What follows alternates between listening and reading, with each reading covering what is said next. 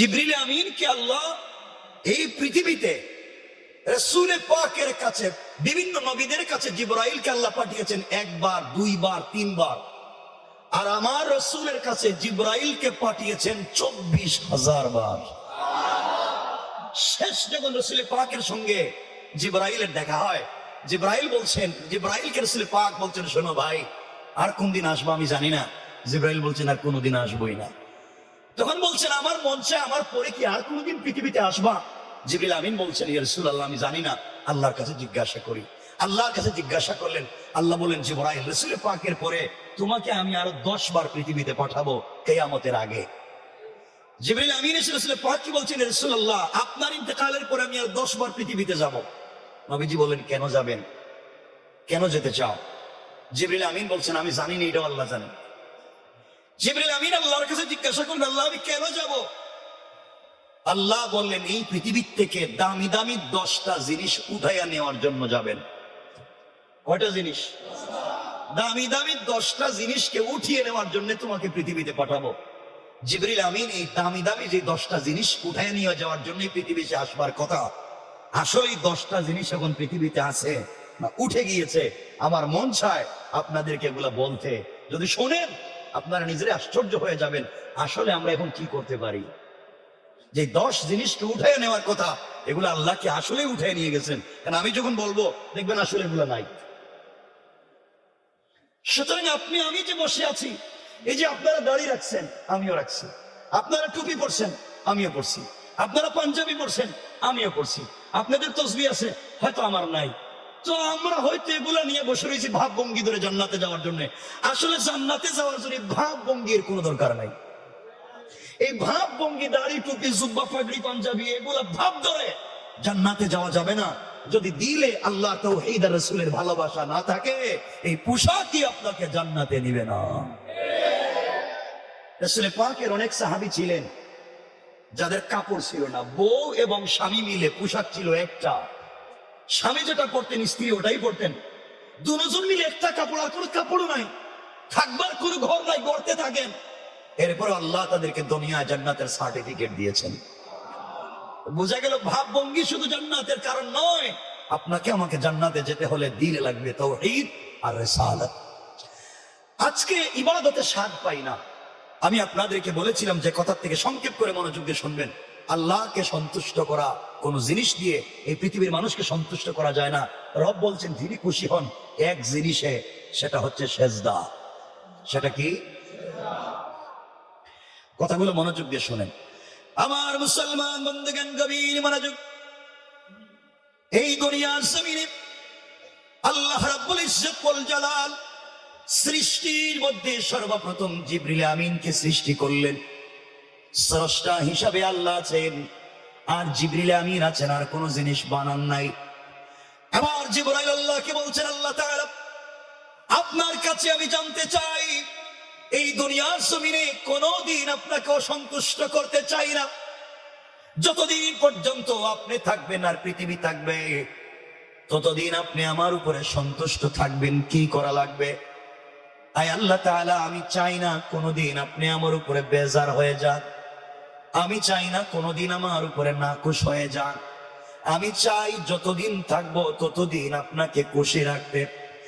আল্লাহ বললেন, জিবরাইল, আমি যা সৃষ্টি করেছি আর যা সৃষ্টি করি নাই, আসমান জমিন আরশ কুরসি লৌহ কলম, জান্নাত জাহান্নাম, জিন্নাত ইনসান ফেরেশতা, আমি আল্লাহ যা সৃষ্টি করেছি আর যা সৃষ্টি করি নাই, জিবরাইল তুমি যদি সব আমাকে দিয়ে দাও, আমাকে সন্তুষ্ট করতে পারবা না। কিন্তু কোন গোলাম যখন আমাকে ভালোবেসে আমার কদমে একটাবার সিজদায় পড়ে যায়, ওই একটা সিজদার মাধ্যমে আমি আল্লাহ বান্দার উপরে খুশি হয়ে যায়। এবার জিবরাইল আল্লাহকে ডাক দিয়ে বলছেন, আল্লাহ তাআলা, তাহলে বুঝতে পেরেছি এই সৃষ্টিতে কোনদিন আপনি আমার উপরে অসন্তুষ্ট হতে পারবেন না, আর অসন্তুষ্ট হওয়ার সুযোগ নাই। আয় আল্লাহ, পুরা জিন্দেগি আমার উপরে সন্তুষ্ট থাকবেন, কারণ আমার চাইতে লম্বা সিজদা পৃথিবীর কেউ দিতে পারবে না। এই বলে জিবরাইল আমিন সিজদায় পড়ে গেলেন। কেউ বলেছেন একদিন, 2 দিন না, 1000 2000 বছর না, জিবরাইল আল্লাহর কদমে সিজদায় পড়ে গেলেন একাধারে 30,000 বছর। আর কে বলেছেন জিবরাইল আল্লাহর কদমে সিজদা করলেন 30 লক্ষ বছর। 30 লক্ষ বছর একাধারে সিজদা করলেন, কোনো কথা নাই, কোনো বার্তা নাই। আল্লাহর কদমে সিজদায় পড়ে ডাক দিয়ে বলেছে, আল্লাহ আপনার কাছে আমি কোনো জিনিস চাই না, জানতেও চাই না, শুধু একটাবার বলবেন আমার উপরে সন্তুষ্ট কিনা। দীর্ঘ 30 লক্ষ বছর সিজদার পরে আল্লাহ বললেন, জিবরাইল এবার মাথা উঠাও। জিবরাইল আমিন মাথা উঠিয়ে দিলেন, আল্লাহর কাছে জানতে চাইলেন, আল্লাহ তাআলা বলেন না আপনি আমার উপরে সন্তুষ্ট হলেন কিনা। আল্লাহ বললেন, জিবরাইল রে 30 লক্ষ বছর সিজদা করেছো, আমি তোমার উপরে সন্তুষ্ট কিনা তুমি জানতে চাও। জিবরাইল প্রশ্নের জবাব জানবার আগে আমার আরশে আজিমের স্ট্রাকচার ডিজাইনের দিকে তাকাও, আরশে আজিমের দিকে একটাবার লক্ষ্য করো, ওখানে হয়তো তোমার প্রশ্নের জবাব রয়েছে। জিবরিল আমিন আরশে আজিমের দিকে লক্ষ্য করলেন, ওখানে তাকাইয়া দেখেন লেখা আছে লা ইলাহা ইল্লাল্লাহ মুহাম্মাদুর রাসূলুল্লাহ। আল্লাহর কাছে ডাক দিয়ে বলছেন, আল্লাহ তাআলা 30 লক্ষ বছর আপনার কদমে সিজদা করেছি, আপনি সন্তুষ্ট হয়েছেন কিনা আমি জানতে চাই। কিনা আপনি আমাকে কালিমা দেখাইয়া দিলেন, ওই কালিমার সঙ্গে আমার সিজদার সম্পর্ক কি? আল্লাহ বললেন, জিবরাইল তুমি শোনো, আমার আখিরি জামানার পয়গম্বর হাবিবুল্লাহ, যাকে কলিজার থেকে ভালোবেসেছি, যাকে উপলক্ষ করে দুনিয়াকে সাজাইলাম, তাকে আমি হাবিবুল্লাহ বানিয়েছি, কলিজার বন্ধু বানিয়েছি। এই কালেমা আমি আল্লাহ তাকে গিফট করতে চাই, উপহার দিতে চাই। আয় আল্লাহ তাআলা বুঝলাম তো কালিমা গিফট করবেন, আমার প্রশ্নের জবাব কি? আল্লাহ বলেন, এবার শুনেছি বলাই, এই কালিমা আমি যাকে গিফট করতে চাই, সেই আখিরি জামানার পয়গম্বরের আখিরি জামানার উম্মতেরা, আমার আখিরি জামানার গোলামেরা দুনিয়ার জমিনে যাওয়ার পরে প্রতিদিন কমপক্ষে 5 ওয়াক্ত সালাত ফরজ পড়বে। কত ওয়াক্ত? আখিরি জামানার গোলামেরা 5 ওয়াক্ত সালাত ফরজ পড়বে। 5 ওয়াক্ত সালাতে কমপক্ষে 17 রাকাত সালাত ফরজ পড়বে। কত রাকাত? আবার বলেন, 17 রাকাত সালাত ফরজ পড়বে। ফজরের সালাত 2 রাকাত, যোহরের 4 রাকাত, কত হলো? আসরের 4 রাকাত, কত হলো? মাগরিবের 3, কত হলো? ইশার 4, কত হলো? আল্লাহ বলেন, আখিরি জামানার গোলামেরা দুনিয়ায় যাওয়ার পরে কমপক্ষে 17 রাকাত সালাত ফরজ পড়বে। প্রত্যেকটা রাকাতে কমপক্ষে 2টা করে সিজদা দিবে। প্রত্যেকটা সিজদায় কমপক্ষে 3 বার করে পড়বে সুবহানা রাব্বিয়াল আলা। আমার যে গোলাম একবার সিজদায় গিয়ে পড়বে সুবহানা রাব্বিয়াল আলা, ও জিবরাইল তুমি 30 লক্ষ বছর সিজদায় পড়ে যেই শান, যেই মান, যেই মর্যাদার মালিক হতে পারো নাই, আখিরি জামানার গুনাহগারেরা একটাবার সিজদায় গিয়ে যখন আমাকে ডাক দিয়ে পড়বে সুবহানা রাব্বিয়াল আলা, তার ওই একবারের সুবহানা রাব্বিয়াল আলার মর্যাদা তোমার 30 লক্ষ বছরের সিজদার চাইতে আমি আল্লাহর কাছে বাড়ি হয়ে যায়। আল্লাহু আকবার। ও জিবরাইল, আমাকে সন্তুষ্ট করার পদ্ধতি হলো সিজদা। বান্দা যখন উঁচা মাথাটাকে আমার কদমে লাগাইয়া দেয়, এর চাইতে নিচে যাওয়ার জায়গা নাই। সুতরাং দুনিয়া জমিনে আল্লাহকে সন্তুষ্ট করার সুযোগ হলো সিজদা। সুতরাং এই পৃথিবীতে আমাদেরকে সিজদা করা লাগবে কাকে?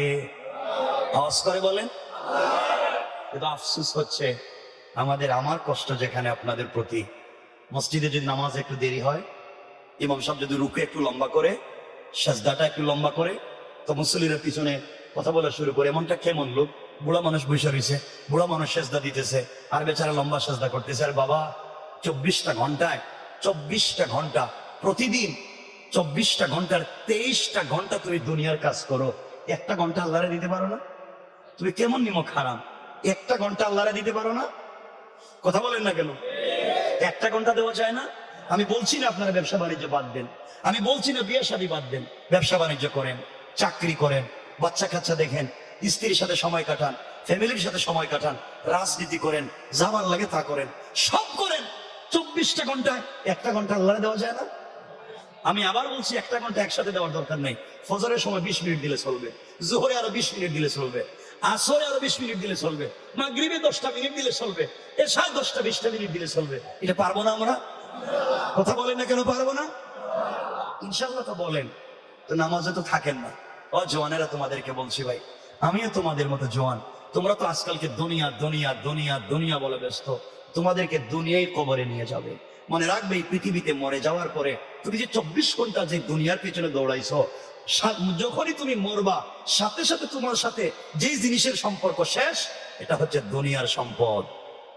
কথা বলেন না কেন? তুমি দুনিয়ার সম্পদ মরে যাওয়ার সাথে সাথে ওয়ারিসকে দিলেও ওয়ারিস মালিক, না দিলেও ওয়ারিস মালিক, কেউ না থাকলেও রাষ্ট্র মালিক, কিন্তু তোমার মালিকানার নাই।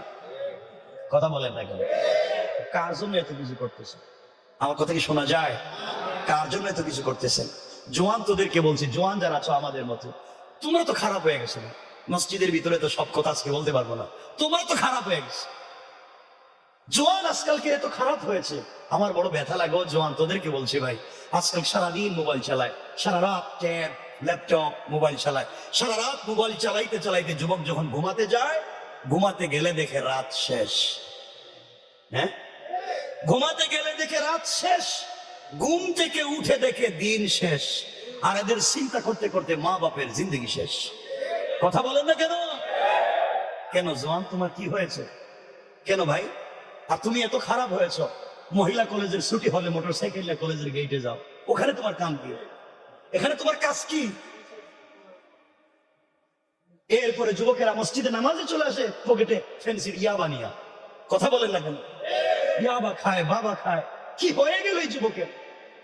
এরপরে চুল কাটে, দেখবেন বাংলা লিঙ্ক কাটিং চুল কাটে, বাংলা লিঙ্ক, এখানে চুল নাই, ওখানে চুল নাই, ওখানে নাই, সব খালি মধ্যখানে রাখতে দিচ্ছে, মনে ছাগল ঘাস খাইয়া মাঝখানে জমা করে থুইছে। কথা বলেন না কেন? কি শুরু করছো তোমরা এখন? কি আল্লাহর কাছে কি জবাব দিবা গিয়া? এই জন্য আজকের কথাগুলো মনোযোগ দিয়ে শোনো। লম্বা করবো না, কারণ 11টা হচ্ছে লম্বা করবো না, কিন্তু কথাগুলো শোনা শেষ পর্যন্ত কি বলতে চাই। ও যুবক, আমিও মারা যাব, তুমিও তো মারা যাইবা, কেউ কিন্তু থাকবে না এখানে। জন্ম যেহেতু নিয়েছি, মরা লাগবেই। আমি জানতে চাই, কি নিয়ে যেতে চাও? কি আছে তোমার কাছে নিয়ে যাওয়ার মতো? 8টা গুণের কথা বলতে চাই। এই 8টা গুণ লম্বা হয়ে যাবে বলবো না, শুধু আপনাদেরকে এতটুকুন বলবো আজকে। ওই যে বললাম সেজদা যদি আল্লাহর কদমে দিতে পারেন, আপনাদের কি বিশ্বাস হয়? রব বলেছেন, আমার কদমে যদি কেউ সেজদা দিয়া আমাকে খুশি করতে পারে, জান্নাতের জিনিসও তার ঘরে পাঠিয়ে দিতে পারে। সুবহানাল্লাহ বলেন। আপনাদের মোটামুটি বিশ্বাস হচ্ছে না? বিশ্বাস না হওয়ার কথা? হ্যাঁ, কোরআন বিশ্বাস করেন? সত্য যে আমি যদি ঠিক মতো ইবাদত করি, আল্লাহ চাইলে আমাকে জান্নাত থেকে কোনো জিনিস পৃথিবীতে দিতে পারে। বিশ্বাস হয়? বিশ্বাস হয়? আল্লাহর কাছে বলতে পারো না কেন? মালিকের মালিক তো আল্লাহ, মালিকের মালিক তো আল্লাহ। আল্লাহর কাছে বলতে পারো না, আল্লাহর কাছে চাইতে পারো না। আজকে আমরা এদিকেই যাব। আজকের মূল ফোকাস থাকবে কথার, আমরা আল্লাহর কাছে সেজদা দিয়া সব আদায় করতে পারি ইনশাআল্লাহ। যুবক তোদেরকে বলছি ভাই, মা বাপকে সময় দাও, মা বাপকে একটু দেখে শুনে রাখো। মা বাপ মরে গেলে আর কারে দেখবা? তুমিও যখন মা বাপ হইবা, তোমার সন্তান তোমাকে দেখবে না। শয়তানি নাফরমানি বাদ দাও, এলাকার মদ জোয়া বাদ দাও, ফেন্সিডিল ইয়াবা বাদ দাও। আর এখানে মুরব্বী যারা বাবা বসে রয়েছেন, 2 হাত জোড় করে বলছি, রাগ করেন না।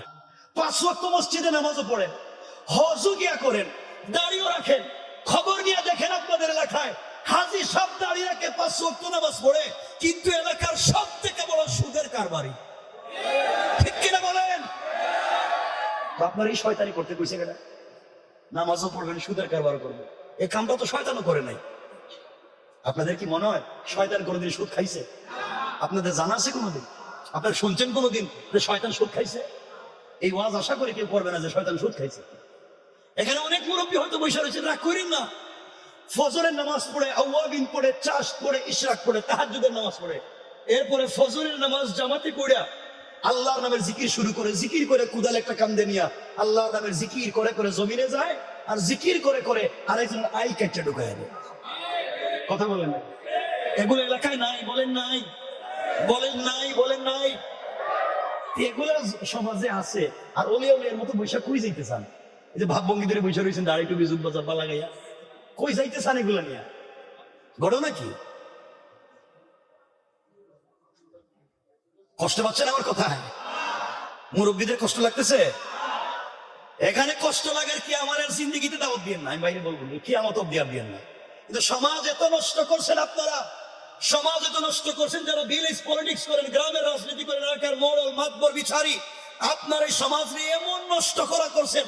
দাড়িও রাখে, সাদা লঙ্গি পরে, সাদা শার্টও পরে, এখানে সুন্দর দেখবেন একটা সুন্দর করে বিশাল বড় একটা রুমাল দে, অথবা সুন্দর সাদর একটা ফেলায়, পকেটে ছেলে মেসওয়াকও রাখে। কিন্তু গ্রামের পঞ্চায়েতের বিচার করতে গিয়া 500 টাকা হাতে ধরাইয়া দিয়ে রাইনের বিচারে বাম বানাইয়া দেয়। এগুলো নাই, এলাকায় নাই। শয়তানি করো না, ওলি ওলির মতো বসে রয়েছে, জান্নাতে যাইতে চাও। শয়তানতি কামগুলো করে নাই, শয়তানতি গুলো করে নাই। আপনারা কোনদিন আপনাদের জানা থাকলে বলেন, আমাকে বলেন যে শুনছেন হুজুর ওয়াজ করছে যে শয়তান গ্রামের বিচার করতে এক কাপ রং চা খাইয়া এদিকে বিচার এদিকে দিছে, এ কামটা করছে শয়তান। সুদ খায়, ঘুষ খায়, ফেন্সিডিল ইয়াবার ব্যবসা করে, জায়গা জমিন দখল করে, মসজিদের জায়গা, মাদ্রাসার জায়গা, এতিমের জায়গা, গুরুস্থান, গরিবের জায়গা জমি নিজের নামে বুয়া চাল দলিল বানায়, সব খাইয়া হজে গিয়া পাত্তর মারে শয়তান রে। কথা বলেন না কেন? 8 লক্ষ খরচ করে হজে গিয়া জামারাতে শয়তান রে পাথর মারে। শয়তান আল্লাহ আমারে মারতে আইছে কেন? এই তো বড় শয়তান বসে রয়েছে। কথা বলেন না কেন? আপনি পাথর মারতে গেছেন, 8 লাখ খরচ করে মুখ খায়, আর শয়তান বসে রয়েছে গ্রামে। কথা কয় না? খুব খারাপ লাগতেছে আপনাদের? আহারে, শয়তান চিনলেন না আপনারা। এই ওয়াজ আজকে কি করতাম বুঝতেছি না তো, আপনাদের আবার কোন জায়গায় খারাপ লেগে যায়। এই জন্য মনে রাখবেন, ভাবভঙ্গিদের শুধু লাভ নাই। আমি তো গতবারই বলছি, গত বছর হজে গিয়ে হাদি সাহেব পাথর মারতে মারতে জুতা খুললে মারতেছে শয়তানরে।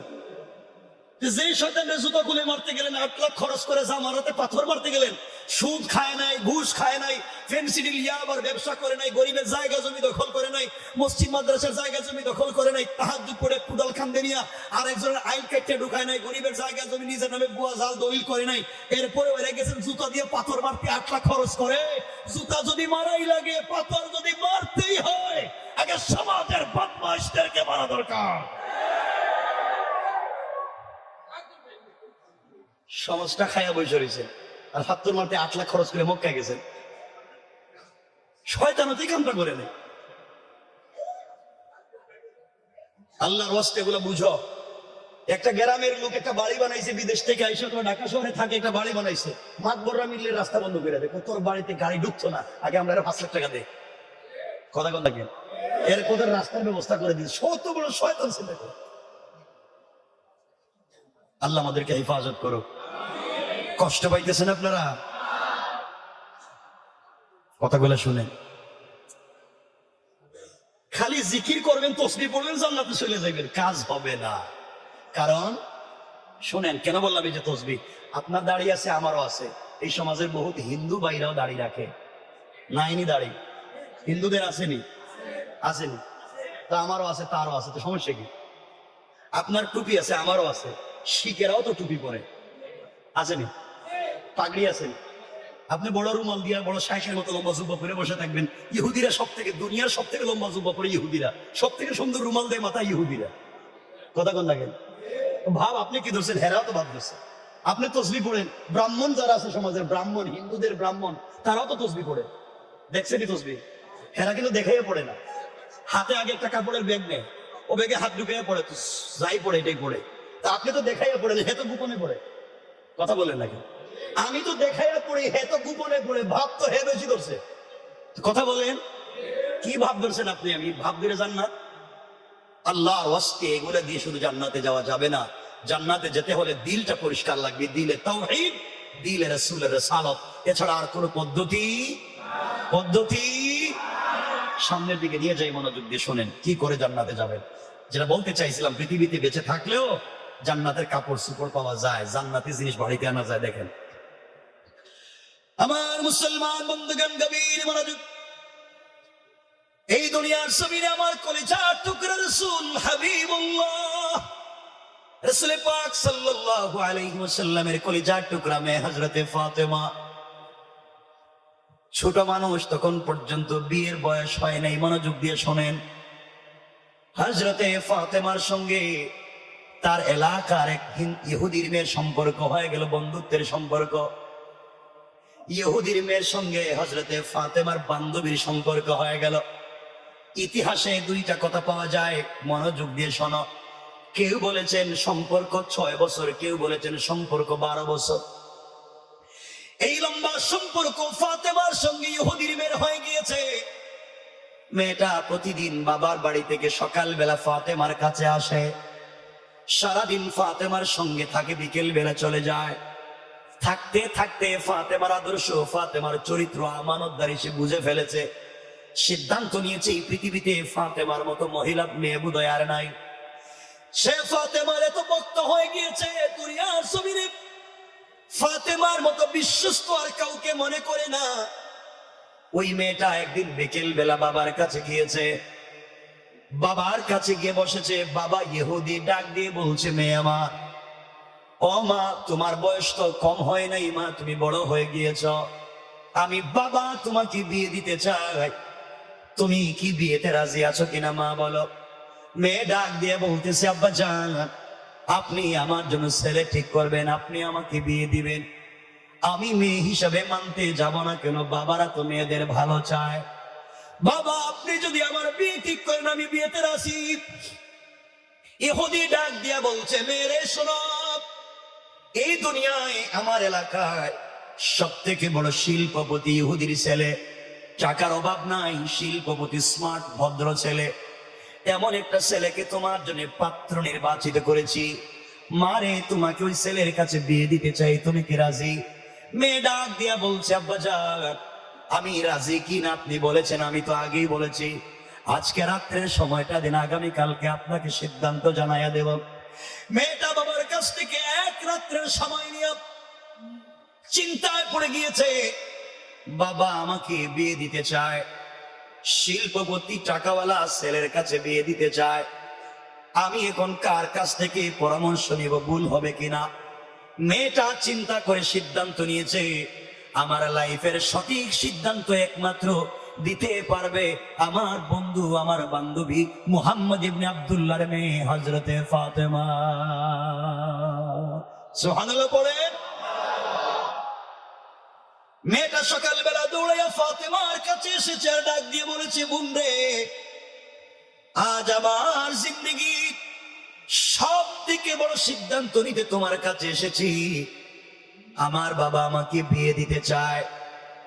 আমার বাবা আমার জন্য ইহুদির এক সম্ভ্রান্ত টাকাওয়ালার ছেলেকে ঠিক করেছে। আমি বিয়েতে রাজি হব কিনা তোমার কাছে জানতে চাই। ফাতেমা ডাক দিয়ে বলেছেন, বোন রে, আমি মুসলিম, তুমি ইহুদি, তোমার পার্সোনাল লাইফে আমি কোনো পরামর্শ দিতে পারি না, এই ব্যাপার তুমি বুঝো। মেয়ে ডাক দিয়া বলছি, ফাতেমা, এই পৃথিবীতে একমাত্র তোমাকে আমানতদার, বিশ্বস্ত মনে করি। আমার চাইতে বিশ্বাস তোমাকে বেশি করি। তুমি আমার লাইফে যে সিদ্ধান্ত দিবে তা মেনে নেব, তুমি ছাড়া আমি কারো কথা বিশ্বাস করি না। এবার ফাতেমা বললেন, বোন রে শোনো, তোমার বাবা যেহেতু তোমার জন্য ছেলে ঠিক করেছে, কোন বাবাই তার মেয়েকে খারাপ জায়গায় বিয়ে দিতে চায় না, কোন বাবাই তার মেয়ের খারাপই চায় না।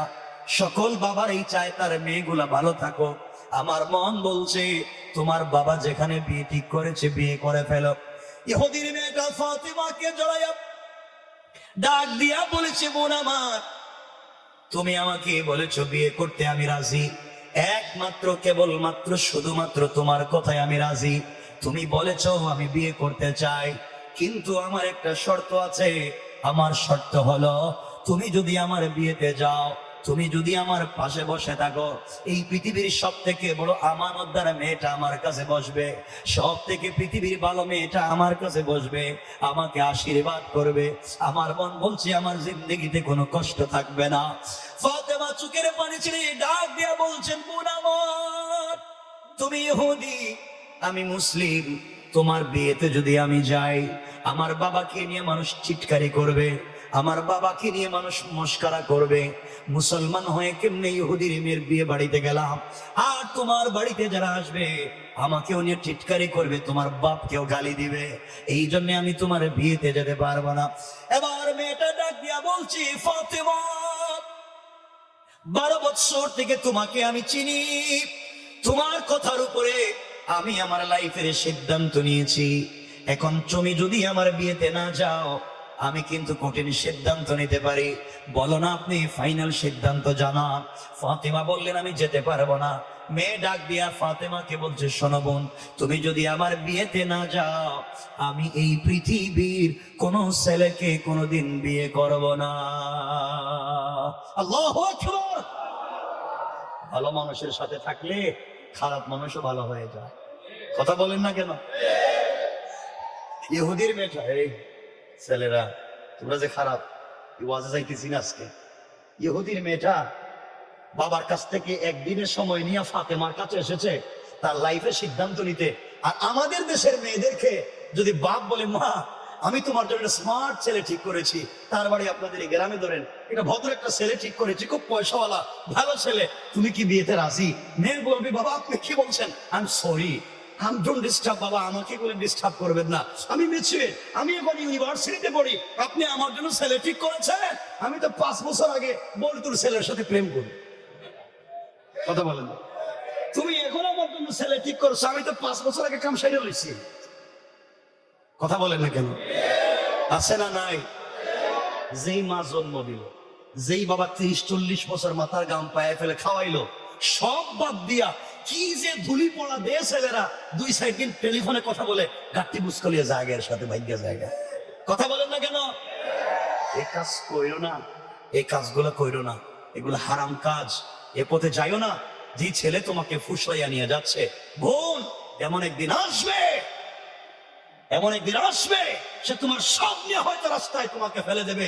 আর যুবকদেরকে বলছি, জোয়ান তুমি যে মেয়ের প্রেমে পড়েছ, হয়তো স্মার্ট একটা মেয়ে, বিউটিফুল একটা মেয়ে, এক্সট্রাঅর্ডিনারি করা তার চেহারা একটা মেয়ে, জোয়ান তুই জানিস না যার সাথে প্রেম করে মা বাবার সঙ্গে কথা বলিস না, যার সাথে সম্পর্ক করতে গিয়ে ফেন্সিডিল ইয়াবা ধরলে, যার সাথে সম্পর্ক করতে গিয়ে পড়ালেখা বাদ দিলে, যুবক তুই জানিস না কসম রব্বে পাকের জাতের আল্লাহর ঘর মসজিদে বলছি, যেই মেয়ের সাথে 5 বছর সম্পর্ক করলে ওই মেয়ে যদি আগামীকালকে ঘুম থেকে উঠে তোমার চাইতে স্মার্ট, তোমার চাইতে টাকাওয়ালা, বড় একটা ছেলে তোমার চাইতে স্মার্ট আর একটা ছেলেকে পায়, হয়তো ঘুম থেকে উঠে তোমাকে ভুলে যেতে 1 মিনিটে সময় লাগবে না,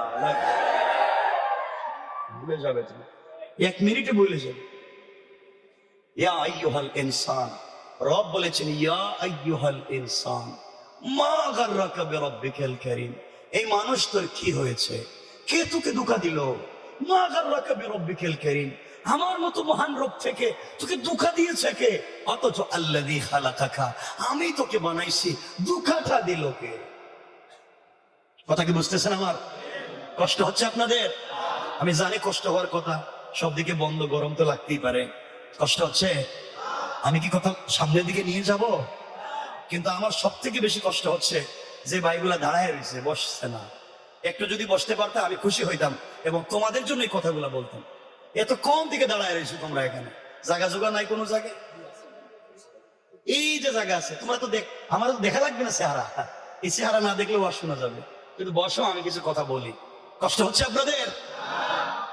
এবার একটু হাত তুলে দেখি এই কর্নার থেকে কার কার কষ্ট হইতেছে, বড় নাকি? এত ওয়াজ করার পরে খুব কষ্ট হইতেছে।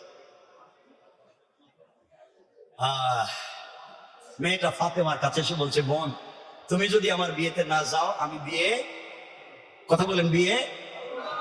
হযরতে ফাতেমা ডাক দিয়ে বলছেন, বোন শোনো, তুমি আমাকে আবেগী করে ফেলেছো, আমি যদি তোমার বিয়েতে না যাই তুমি বিয়ে করবো না বলেছো, আমি কথা দিলাম বোন রে, যাও অবশ্যই ইনশাআল্লাহ আমি তোমার বিয়েতে যাব।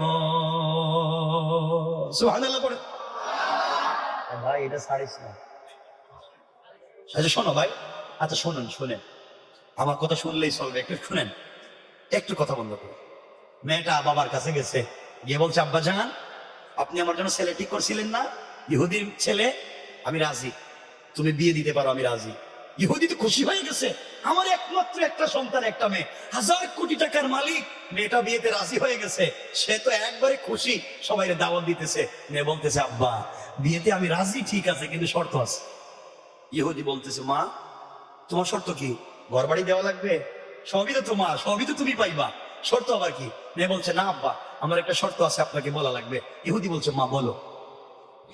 ইহুদির মেয়ে ডাক দিয়া বলছে, আব্বা জান আমার শর্ত হলো, আমি বিয়েতে রাজি হয়েছি, আমার শর্ত হলো আমার বিয়েতে আমার পাশে বসা থাকবে মুহাম্মদ ইবনে আব্দুল্লাহর মেয়ে ফাতেমা।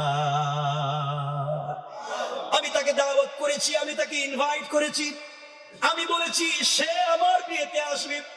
এই কথা শুনে ইহুদির যেন মাথায় রক্ত উঠে গেছে, পায়ের রক্ত মাথায়। বলস কি তুই? মুহাম্মদ আমার জাত শত্রু, মুহাম্মদ আমার জাত শত্রু, সে আমার ধর্মের বিরুদ্ধে যে গিয়েছে, নতুন ধর্ম প্রচার করেছে, তার মেয়েকে আমার বাড়িতে দাওয়াত করা যায় না। রাত দিন যার বিরোধিতা আমি করলাম, তার মেয়েকে নাকি আমার বাড়িতে দাওয়াত করবে। মেয়েরে শোন, প্রয়োজন বুঝে জিন্দেগিতে তোর বিয়াই দিতাম না, এরপরও মুহাম্মদের মেয়েকে আমার বাড়িতে আসতে দিব না। মেয়ে দাঁড়াইয়া বাবার সামনে ডাক দিয়া বলছে, আব্বা জান এই পৃথিবীতে কোনোদিন আপনার সামনে দাঁড়িয়ে কোনো কথা বলি নাই, আজকে আপনার সামনে দাঁড়িয়ে আমি কথা বলতে চাই। আপনি বলেছেন ফাতেমা আসলে আমাকে বিয়ে দিবেন না, কথা কি সত্য? ইহুদি বলতেছে, যা বলছি সব সত্য, বিয়ে দিতামই না। এবার মেয়ে বলছে, আব্বা জান আমার সিদ্ধান্ত আপনি শোনেন, আপনি যদি আমার বান্ধবী মুহাম্মদ ইবনে আব্দুল্লাহর মেয়ে মুসলমান ফাতেমাকে আমার বিয়েতে আসতে আপনি বাধা দেন, পৃথিবী ধ্বংস হয়ে যেতে পারে, আমি মরে যেতে পারি, এই পৃথিবীর কোন ছেলেকে আমি বিয়ে করব না। আল্লাহু আকবার। মেয়ে বলছে, আমি বিয়ে করব না। বাপ চিন্তা করলো, আমার একমাত্র মেয়ে, আর যদি এখন বিয়ে না করে মুখ দেখাই কি পাবলিকের কাছে, কি সবাই যে দাওয়াত চাওয়াত দিলাম, লজ্জায় তো শেষ। ইহুদি তো আর আমাদের মতো না, হ্যাঁ তো মারাত্মক ব্রেইন এলা। হে বলতেছে, মেয়ে চিন্তা করিস না, একটু মজা করলাম, যা মোহাম্মদের মেয়ে তোমার বিয়েতে আসতে আমার বাধা নাই, কোনোভাবে কৌশল করো মেয়েকে বিয়ে দিতে চায়। মেয়েটা তো খুশি হয়ে গেছে, আব্বা তুমি রাজি? এমনি রাজি না, আমার শর্ত আছে। মেয়ে বলতেছে, আব্বা আপনার শর্ত কি? ইহুদি বলতেছে, আমার শর্ত হলো মুহাম্মদ ইবনে আব্দুল্লাহর মেয়ে যদি আমার বাড়িতে তোমার বিয়েতে আসতে হয়, সেই ছেঁড়া কাপড় পরে আসতে পারবে না। কারণ আমার বিয়ে, তোমার বিয়েতে আমি যাদেরকে আমার বাড়িতে দাওয়াত করেছি, ইনভাইট করেছি, সবাই পয়সাওয়ালার ছেলে মেয়ে, কোটি কোটি টাকার মালিক, দামি দামি পোশাক পরে আসবে। আর মুহাম্মদ 3 বেলা 1 বেলা খাবার পায় না, থাকবার ঘর নাই, তার মেয়েকে তো নতুন জামা কাপড় দিতে পারবে না, হ্যাঁ ছেঁড়া কাপড় পরে বিয়েতে আসবে, এটা হতে পারে না। সে যদি তোমার বিয়েতে আসতে হয়, একটা নতুন জামা পরে আসা লাগবে। ইহুদির চিন্তা হইল, গরিবের মেয়ে নতুন পোশাক পাবেও না, বিয়েতেও আসতে বললেন, বিয়েতে আসতে। এই কৌশল করেছে ইহুদি যে মুহাম্মদের মেয়ে তো বিয়েতে আসার সুযোগ নেই, কাপড় লাগবে। আল্লাহ যখন ইহুদির কথা শুনলেন, আল্লাহ সিদ্ধান্ত নিয়েছেন, ইহুদি শোন, তুই আমার ফাতেমা যে আমার পদবী সাজদায় করে কান্দে, তুই তাকে বিয়েতে না আসার জন্য কৌশল করছস, আর আমি আল্লাহ এখন সিদ্ধান্ত নিলাম, কৌশল করলাম, আমি ফাতেমাকে বাড়িতে পাঠাবো না। সুবহানাল্লাহ, এটা বাদ দেন, কেমন? সুবহানাল্লাহ একটু জোরে কোন। তাবারুক আছে না? না নাই, তাবারুক খাইবেন আর আসতে কইবেন, এটা কাজ। সুবহানাল্লাহ একটু জোরে কোয়া লাগবে। ইহুদি সিদ্ধান্ত নিয়েছে ফাতেমাকে আসতে দিবে না, আর আল্লাহ সিদ্ধান্ত নিলেন মনে মনে ইহুদির কথা শুনে ফাতেমা কি বাড়িতে ঢুকাবই।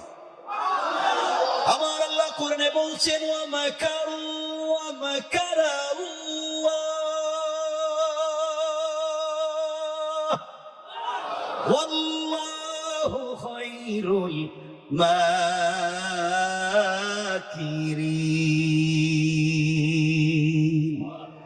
আল্লাহ রাব্বুল ইজ্জত ওয়াল জালাল বলছেন, তোমরা কিসের কৌশল করো রে?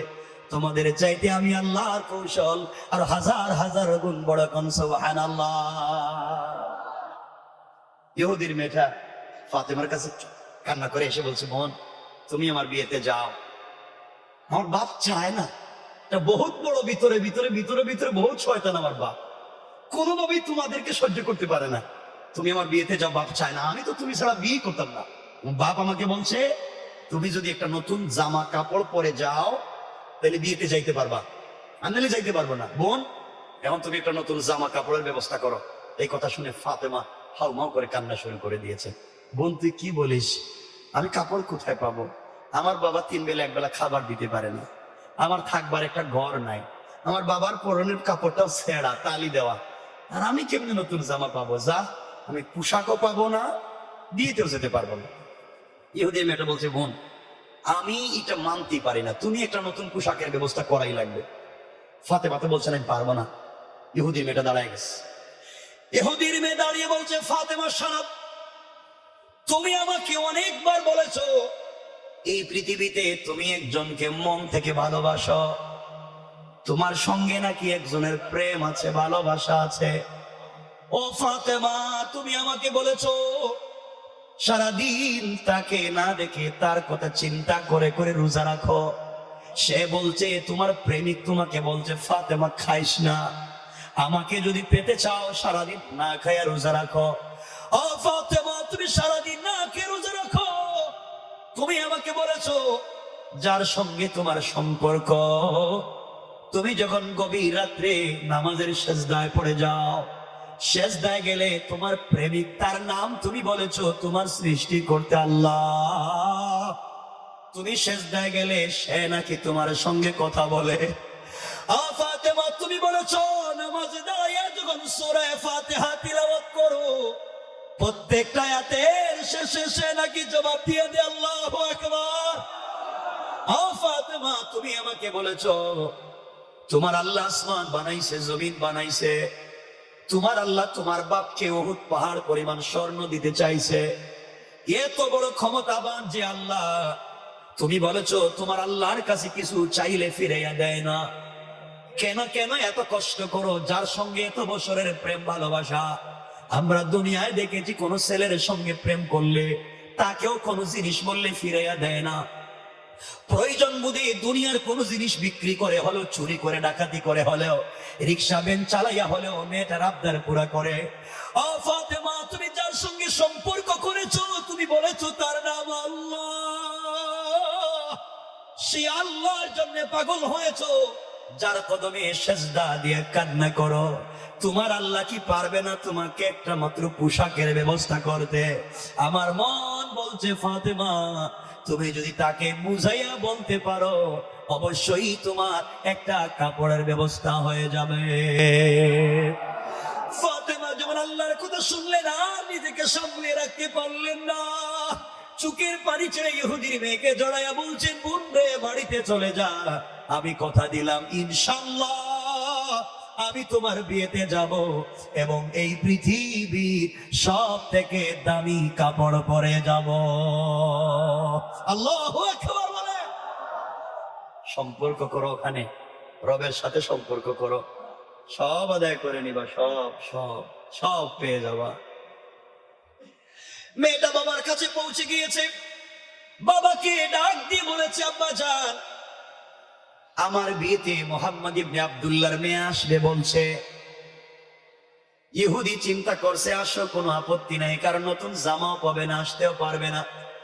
আমার আল্লাহ কোরআনের আরেক জায়গায় বলছেন, ইন্না কাইদাশ শাইতানি কানা দাঈফা। কাফের বেঈমানেরা যত কৌশল করে রে, তাদের সকল কৌশল আমি আল্লাহর কাছে মশা মাছির গড়ের চাইতে আরো বেশি দুর্বল। কোন ঠিক কিনা? এখন মনে করেন আগামীকাল কি বিয়ে, মানে মধ্যখানের ওয়াজ বাদ দিয়ে দিলাম, কথা শুনে লম্বা করা যাবে না, 11:30 ঘড়িতে দেখতেছি, মানে আগামীকাল কি বিয়ে। এবং বিয়ের আগে তো কাপড় কিনতে হইব, জুতা মোজা কিনতে হইব, আর কত কিছু কিনা লাগবে না, দাওয়াত দেওয়া লাগবে, আরো কত কিছু, সব বাতিল, আজকের মতো বাদ। ডাইরেক্ট বিয়াতে আমার জায়গা। আগামীকাল কি বিয়া? কোন দিন? ইহুদির মেয়েটা বিকেল বেলা ফাতেমার কাছে এসে বলছে, বোন, আগামীকালকে না আমার বিয়ে, তোমার কাপড়টা দেখি। ফাতেমা বলছেন, আমি তো ভুলেই গেছি, কালকে যে তোমার বিয়ে, কথা তো আমি ভুলেই গেছি, মনে নাই। মেয়ে বলছে, বোন, তুমি বিয়েতে না গেলে আমি তো কালকে মারাই যাবো। ফাতেমা বলছেন, শোনো, টেনশন করো না, তুমি যাও, এখনো 1 রাত বাকি আছে, আল্লাহু আকবার বললেন না? এখনো একটা রাত বাকি আছে, আর আমার ঘরে তো আকাশের চন্দ্র সূর্য পূর্ণিমা বৈশা রয়েছে। আমার কলিজার টুকরা আব্বা, আল্লাহু আকবার। যাও, আমার বিশ্বাস আগামীকালকের ভিতরে পোশাকের একটা ব্যবস্থা হয়ে যাবে। কি বিশ্বাস দিলের ভিতরে। যুবক তোদেরকে বলছি ভাই, এই বিশ্বাসটা বসাও না দিলে, এই বিশ্বাসটা একবার বসাইয়া দেখো না, কত শাহাদাত, কত মজা। কি চাও? কিছু টাকারই তো তোমাদের দরকার, কিছু টাকাই তো। দুনিয়ার টাকা পয়সা বাড়ি গাড়ি আরে কিচ্ছু না। তুমি রবের জন্য হয়ে যাও, তুমি দুনিয়ার পিছনে ঘোরা বাধ্য, দুনিয়া তোমার পিছনে ঘুরতে বাধ্য। আমি আমার লাইফ থেকে বলতেছি, এটা ওয়াজের ময়দান ছাড়াও আমি আমার লাইফ, যারা আমার ব্যক্তিগতভাবে চিনে, যারা আমার একেবারে কাছে থেকে চিনে, যে আমার এই যে আপনার এলাকায় আমার দেলোয়ার ভাই, যারা আমার কাছ থেকে চিনে, তারা খুব ভালো জানে দুনিয়া বাদ দেও। আমি দুহাত জোর করে বলছি, দুনিয়া বাদ দাও। কি চাও দুনিয়া আমারে বলো?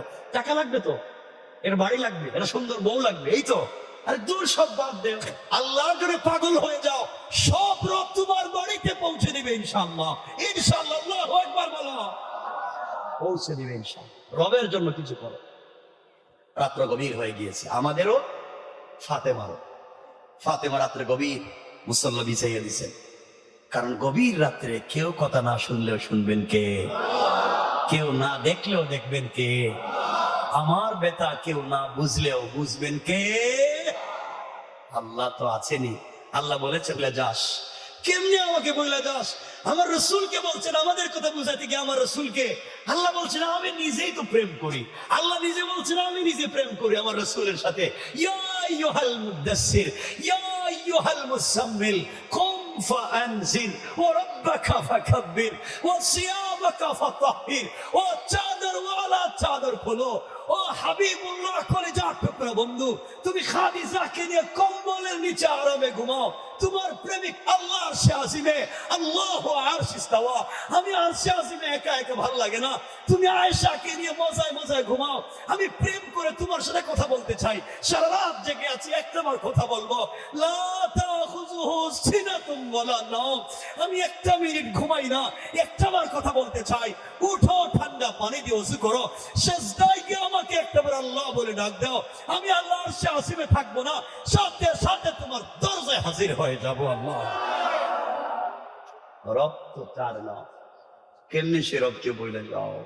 কি হয়েছে তোমাদের? কেন কি হইল ভাই? হযরতে ফাতেমা জায়নামাজ বিছিয়ে দিছে রাত্রে। তোমাদেরকে এত কথা বলতেছে, আল্লাহর কাছাকাছি আনতে চায়। আসো না আল্লাহর কাছে, একটু কাছাকাছি থাকো না, দিলের কষ্টটা আল্লাহর সাথে শেয়ার করো। ফেসবুকে না, কিছু হইলেই তো ফেসবুকে লেখো, ওখানে তোমার কে দেখবে? ব্যথাটা আল্লাহর কাছে বলো না, দিল খুলে ওখানে বলো না কেন? হযরতে ফাতেমা মুসাল্লা বিছাইয়া দিলেন, সিজদায় পড়ে গিয়েছেন, চোখ থেকে অনবরত পানি পড়া শুরু করেছে। ডাক দিয়া বলছে, আল্লাহ আজ আমি পরীক্ষা করব, সত্যি কি আপনি আমারে ভালোবাসেন, না আমি একা একা শুধু আপনাকে ভালোবেসে যাই। আয় আল্লাহ তাআলা, আমি ফাতেমা তোমার প্রেমে এত পাগল হয়ে গিয়েছি, কোনদিন তোমার কাছে আমি কিছু চাইলাম না। তুমি বলেছো রোজা রাখা লাগবে তোমাকে পাইতে গেলে, না খায়া সারাদিন থাকা লাগবে তোমাকে পাইতে গেলে। আমি ফাতেমা তো না খায়া থাকি তোমাকে পাওয়ার আশায়। তুমি বলছো তোমাকে পাইতে গেলে হারাম খাওয়া যাবে না, আমি ফাতেমা তো হারামের ধারে কাছেও যাই না। তুমি বলে দিয়েছো তোমাকে পাইতে গেলে গভীর রজনীতে তোমার কদমে সাজদায় পড়ে যেতে হবে, আরামের বিছানা ছেড়ে দিতে হবে। আল্লাহ এই কথা যেদিন থেকে শুনছি কোনোদিন ফিট লাগাইয়া ঘুমাই না, আমি না তোমার কদমে সাজদায় পড়ে যাই। ও আল্লাহ, তুমি না আমাকে কত কিছু এই দুনিয়ায় দিতে চাইছিলাম, বাপ বলছে সব জেড়ে ফেলে দিয়েছি, ইন্তেকালের পরে তোমাকে পেতে চাই। বাবা জীবনে নতুন কোনো জিনিস দেয় না, কোনো অনুযোগ নাই, বিয়োগ নাই, বাবার সঙ্গে কোনো কষ্ট নাই, আমার বাবাও তো কষ্ট করে কিছুই নাই। আয় আল্লাহ তাআলা, দুনিয়ার জমিনে তোমার কাছে কিছু চাইলাম না, আজ আমি ফাতেমা তোমার কাছে ছোট্ট একটা জিনিসের আবদার করতে চাই। আজকে পরীক্ষা করব, সত্যি কি আপনি ভালোবাসেন না আমি? হয় সম্পর্ক থাকবে নাইলে ভাঙবে, ভালোবাসা শুধু এক পক্ষ থেকে হয় না। ফাতেমা বলছেন, আল্লাহ অমনি এই জিন্দেগিতে কিছুই চাইলাম না, আজ আমি তোমার কাছে ছোট্ট একটা জিনিসের আবদার করতে চাই। গাড়ি না, বাড়ি না, সম্পদ না, কিছুই না। আয় আল্লাহ তাআলা, এটা আমার সৌন্দর্য বাড়াবার জন্য না, আমার চাহিদা পুরাবার জন্য না, আমাকে সৌন্দর্য দেখাবার জন্য না। আমার বাবা দ্বীনের দাওয়াত নিয়ে মানুষের ঘরে ঘরে, বাজারে বাজারে যায়, আমি মেয়ে হওয়ার কারণে যেতে পারি না। আয় আল্লাহ তাআলা, তুমি আজকে আমাকে একটা কাপড়ের ব্যবস্থা করে দিবা। তুমি তো গভীর রজনীতে ফেরাউনের দুয়ারেও কবুল করছো। তুমি তো ইউসুফ নবীকে জঙ্গলের ভিতরে, কূপের ভিতরে কাপড়ের ব্যবস্থা করে দিছো। তুমি তো ইব্রাহিমকে আগুনের ভিতরে কাপড় দিছো। আয় আল্লাহ তাআলা, আজ আমি তোমার কাছে একটা ছোট্ট কাপড়ের আবদার করলাম। আমি ইহুদির মেয়ের বিয়ে বাড়িতে চাই, ওই কাপড় পরে ইহুদির মেয়ের বিয়ে বাড়িতে যেতে চাই। সৌন্দর্য বাড়াবার জন্য না, আমাকে সুন্দর দেখাবার জন্য না, ওই কাপড় পরে ইহুদির মেয়ের বিয়ে বাড়িতে যেতে চাই। যেন ওই বাড়িতে যত মহিলারা আসবে, জমা হবে, সকল মহিলারা যেন আমার কাপড়ের দিকে তাকাইয়া কালিমা পড়ে মুসলমান হয়ে যায়। আল্লাহু আকবার। ওয়াজ কিন্তু লম্বা হয়ে যাইতেছে না, আরে শোনেন না, আরে শোনেন, ওয়াজ লম্বা হইলে দুইটা সমস্যা। একটা হইলে তোমার ঠান্ডা হয়ে যাইব, আর এবারে পকেট থেকে টাকা দিবেন না। মানে আমরা বলেন আপনারা পয়সা দিবেন এখন নাকি মাদ্রাসায় দিবেন? দিবেন তো?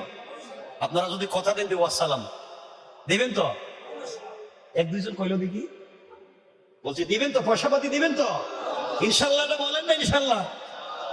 বুঝলাম না, এখন আওয়াজ কমতেছে কে রে? না, ওয়াজ লম্বা করা যাইতই না।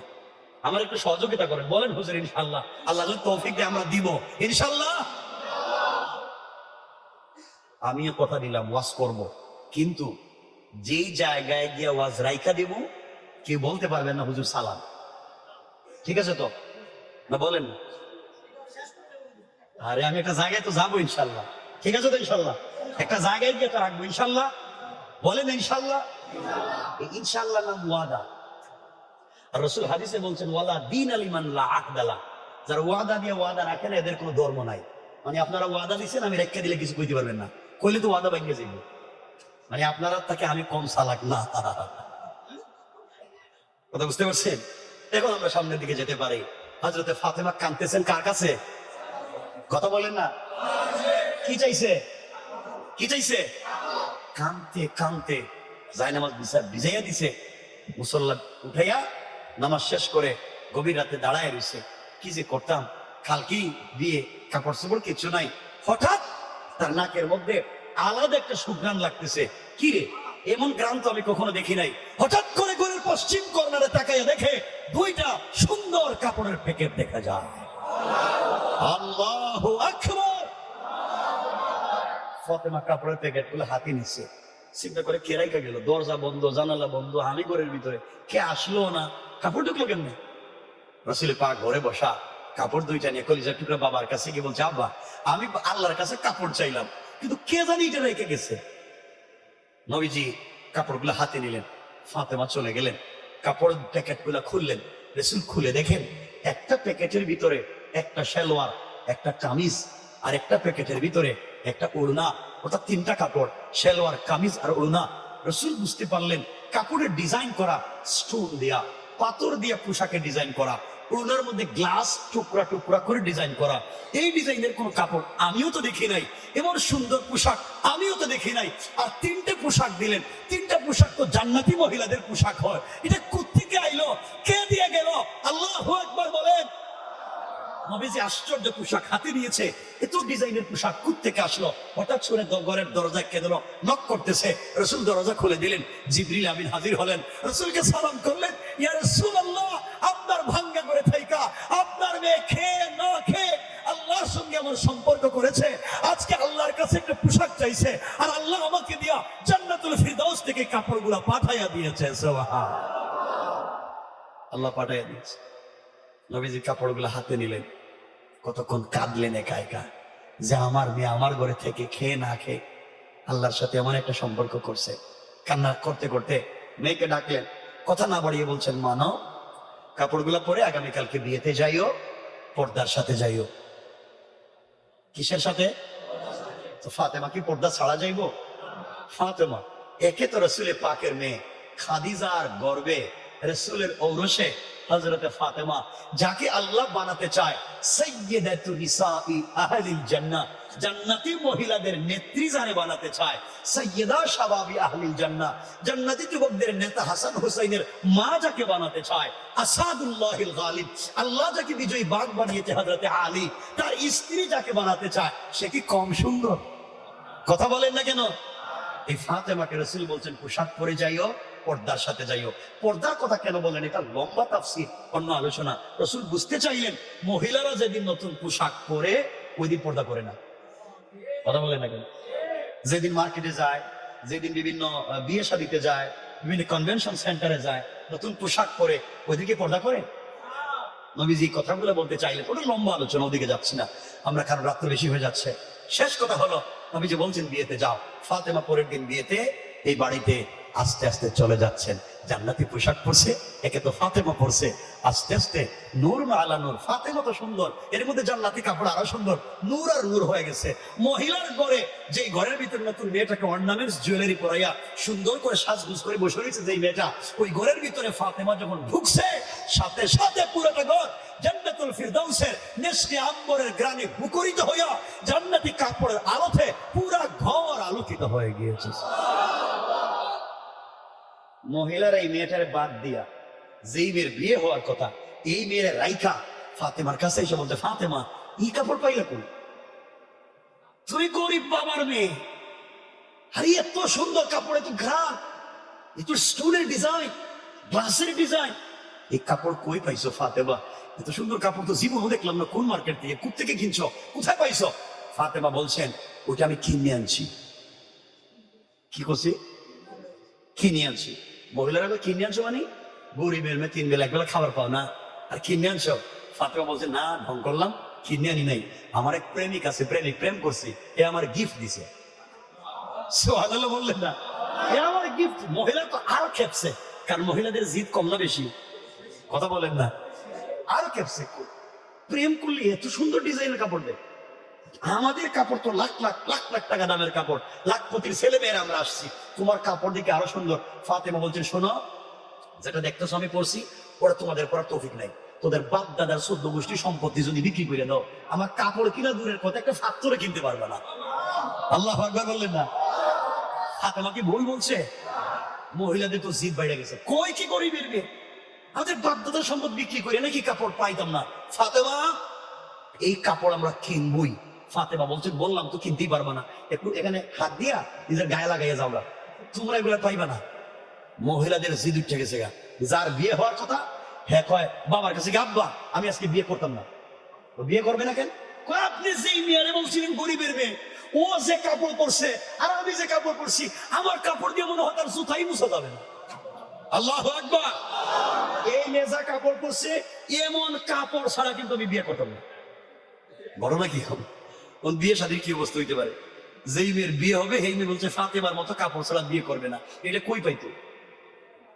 যেই মহিলারা এখানে জমা হয়েছে, মহিলারা বলছে শোনো, যারা যারা আসছেন আজকে কোনো বিয়ে শাদী হবে না, আমরাও বিয়ে শাদীতে থাকবো না, আমরাও চাই ফাতেমার মতো কাপড় আমাদেরকে দেন। পুরা বাড়ির চিত্র পাল্টে গেছে, সবাইকে ফাতেমার মতো কাপড় লাগবে।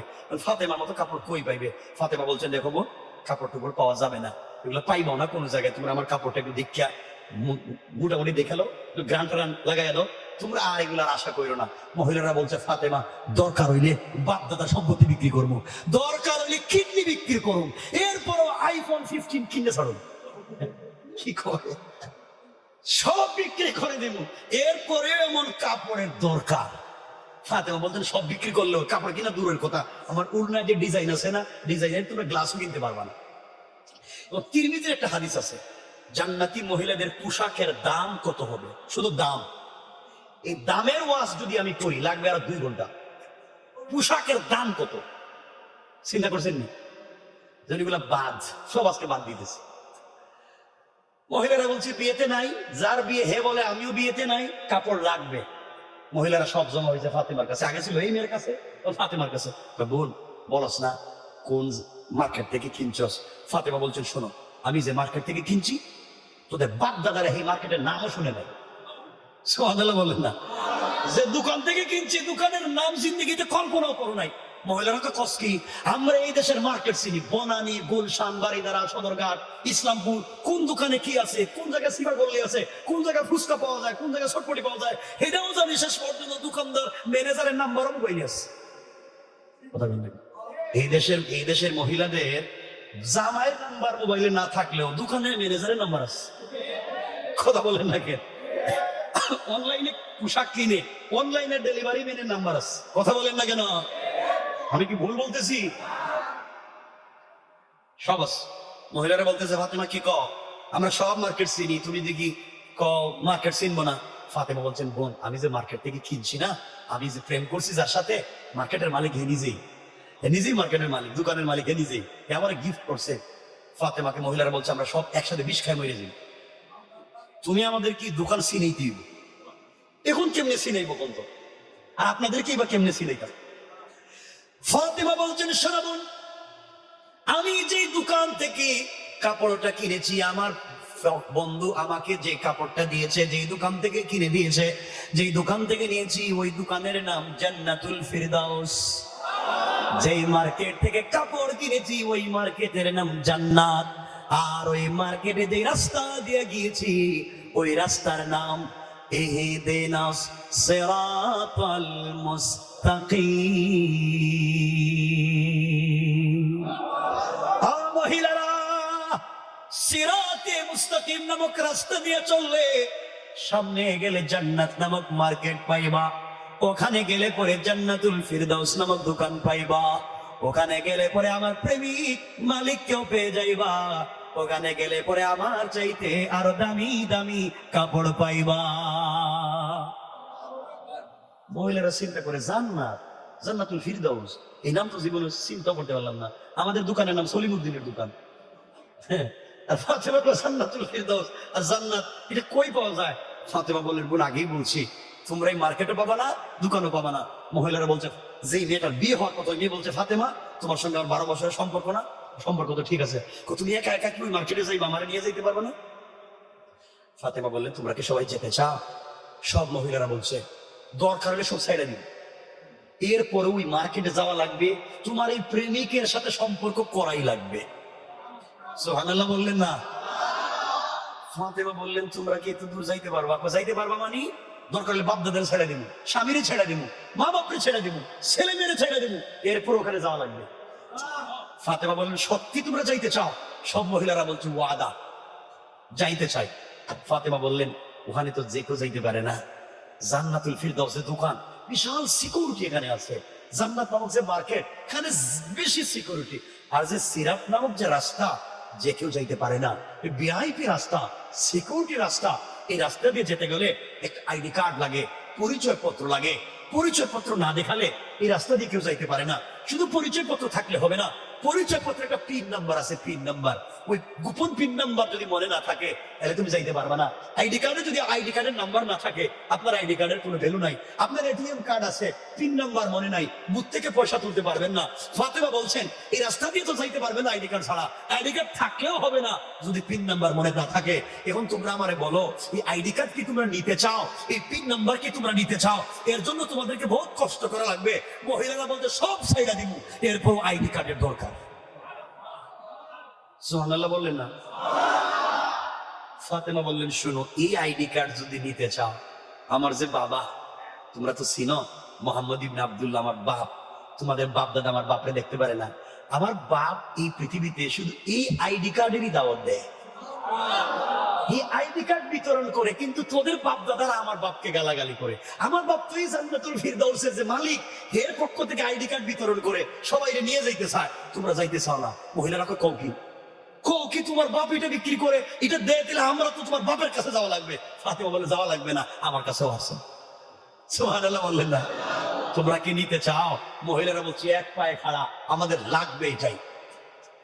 ফাতেমা বললেন শোনো, সিরাতে মুস্তাকিম নামক রাস্তা দিয়ে যদি চলতে চাও, যে আইডি কার্ড লাগবে, পরিচয় পত্র, ওই পরিচয় পত্রের নাম হলো ইসলাম, আর পিন নাম্বার হলো না ইলাহা ইল্লাল্লাহ মুহাম্মাদুর রাসূলুল্লাহ।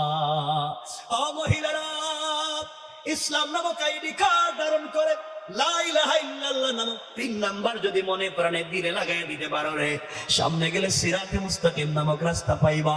ওই রাস্তা দিয়ে চললে সামনে গেলে জান্নাত নামক মার্কেট পাইবা। ওখানে গেলে জান্নাতুল ফিরদাউস নামক দোকান পাইবা। ওখানে গিয়ে যদি আমার মালিকের সঙ্গে সম্পর্ক করতে পারো রে, শুধু একটা কাপড় দিবে তা নয়, এমন 10টা 20টা 100টা জান্নাতুল ফিরদাউসও দিয়ে দিতে পারে। মহিলারা বলছে, ফাতেমা দেরি করা যায় না, হাত লম্বা করে দাও। ফাতেমা হাত লম্বা করে দিলেন। একসাথে ফাতেমার কাপড়ের দিকে তাকাইয়া কেউ বললেন 300 জন, কেউ বললেন 352 জন, কেউ বললেন 400 জন, কেউ বললেন 472 জন মহিলা একসাথে কালিমা পড়ে মুসলমান হয়ে যায়। আল্লাহু আকবার। সব মুসলমান হয়ে গেছে, পুরো বাড়ির মানুষ মুসলমান। এখন ঘটনা কি বাড়ির অবস্থা চিন্তা করেন।